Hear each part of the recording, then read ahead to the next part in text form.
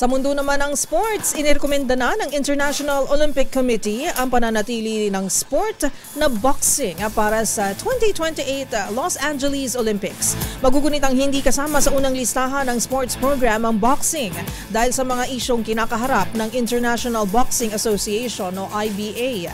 Ang mga detalye tinutukan ni Millie Borja. Inirekomenda ng International Olympic Committee o IOC Executive Board ang pananatili ng boxing sa Los Angeles 2028 Summer Olympics.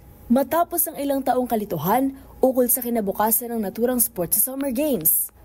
Noong nakaraang buwan, binigyan ng IOC ng professional recognition ng World Boxing na isang mahalagang hakbang para mapanatili ang boxing sa 2028 Olympics. Inaasahang pagbibigyan ng IOC session sa Greece ang rekomendasyon ngayong linggo.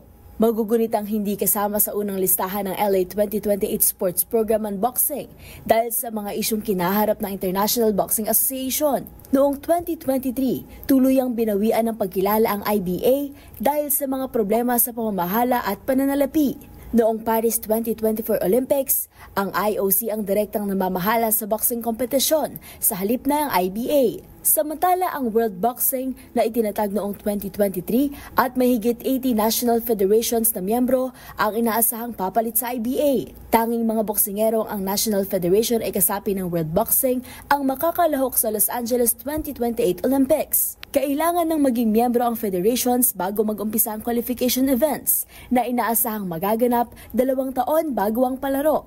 Ayon yan sa IOC Sports Director na si Kit McConnell. Ang rekomendasyon ng IOC ay isang malaking hakbang para sa muling pagtataguyod ng Olympic boxing at pagpapalakas ng palaro sa ilalim ng bagong pamunuan. Para sa MBC TV Network News, ito si Millie Borja ng DZRH TV, una sa Pilipinas, una sa Pilipino.